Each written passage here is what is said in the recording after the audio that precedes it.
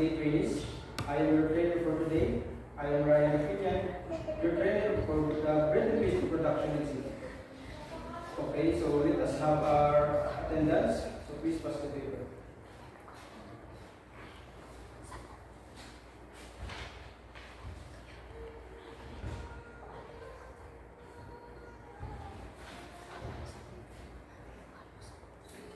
Punctuality and attendance is important in the training.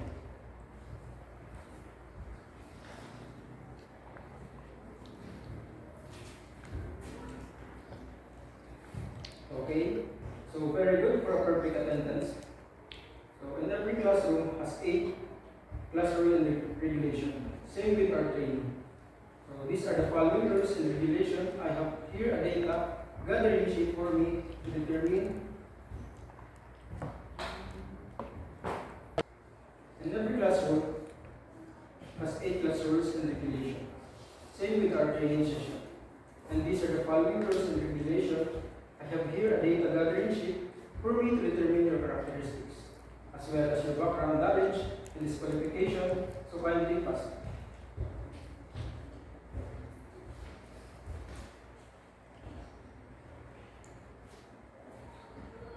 So you are given 10 minutes to answer the question.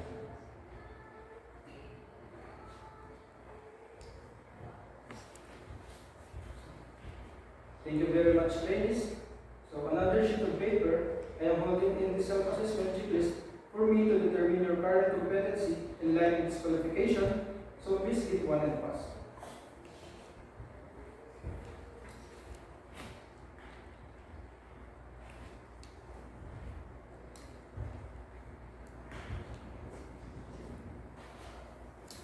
Okay, very good.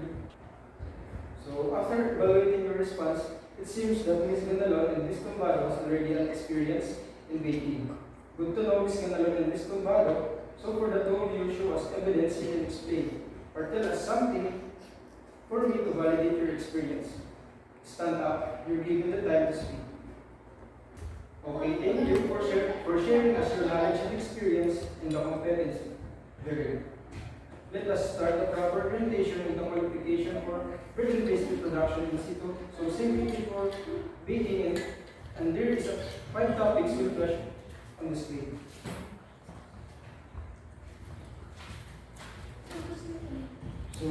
So first is the definition of CBT, the 10 principle of CBT and the role of the trainer and the role of the trainer. So the different competency of bread and pastry production in situ is the same for the competency-based training and learning material. So as you can see in the screen, the definition of CBT, which means as it is a training delivery approach that focuses on the competency development of the learner as a result of the training. So the next is the principle of CBT. You can see this on the screen. So this is the CBT process flow, where it is the process we use in the full training session. This is the process to be followed. So the role of the trainer, as my role in this training session, one of these is accept responsibility along with the student for the test learned or not learned.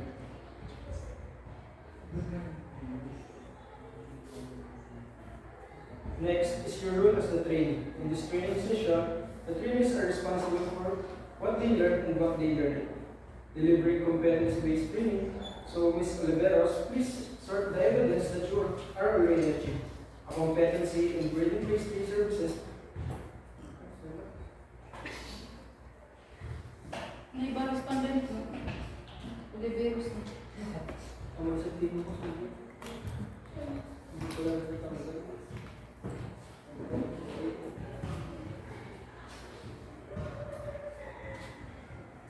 So next is your role as the trainee. So in this training session, the trainees are responsible for what they learn and what they learn. So delivering competence-based training. So Ms. Oliveros, please sort evidence that you are already achieved a competency in bread and pastry production. Thank you. So our class is dismissed. Please stand. So thank you very much. See you tomorrow.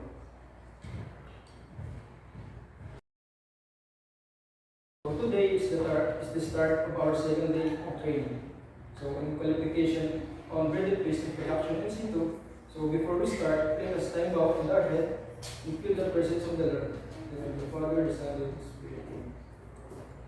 Okay, please be seated. Before anything else, let's check your attendance.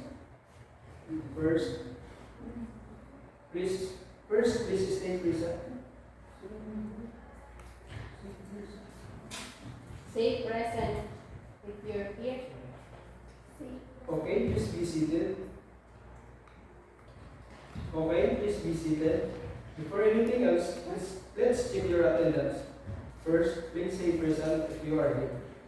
Oliveros, Donalon, Tumbado, Murillo, and Guas. Okay, very good. Complete attendance. So in this juncture, I will have an evidence to validate your achievements. I have here also the list of virtues and competency among the different units of competency in this graded-based reproduction. That you are all the same competency you want to perform. So today, we will talk about graded-based reproduction. Okay, so any suggestion, question, or qualification about this discussion? So, okay, thank you. So now I have here the activity matrix that will be our basis in this training. So, Ms. Oliveros and Ms. Ganalon, you will assign a contextual learning area since you need to improve your skills. Ms. Tumbado, as I read of your paper, are competent enough to perform activity, so you will be in the practical work area for particular activity to be done. Mr. Guaso, as you are the most ready for any demonstration, you will be in a lecture/demo room to accomplish your test. I have here a form. Please fill out and all done with the form. So, okay, pass it.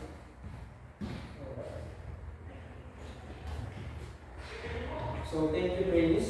Next will be having an activity on the related materials and tools and equipment that will be used are all in a different area we have in CDLM or competency-based learning materials that we will be using throughout the session. All the activities, topics that we will discuss is all stated in the same detail. Before we start with the activity, we have a progress chart which will be included in your grades or your progress in the session. So any clarification with this playlist?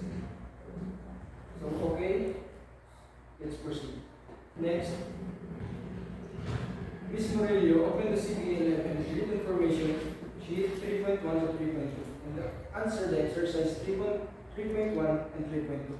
And after finish answering, compare your answer to the answer presented in 3.1 and 3.2.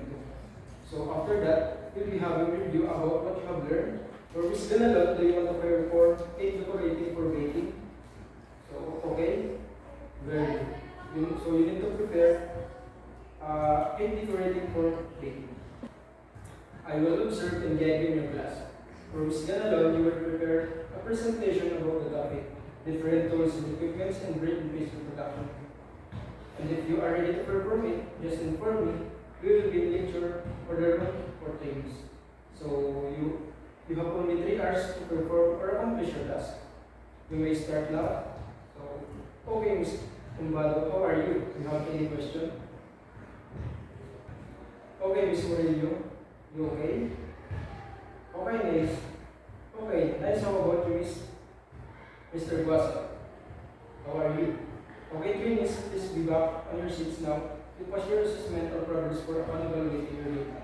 Your score, it seems that you are all incompetent. In the particular area, unit of competency we have done today, you have enough competence been achieved. You all pass and you can proceed to the next level of unit of competency. Congratulations and job well done, trainees. You can now rest and prepare yourself tomorrow for another session. Don't forget to bring all your needed things. That's all for today. Thank you so much and thank you for all your active participation. Let us pray in the name of the Father and the Son and the Holy Spirit. So bye, trainees. See you tomorrow.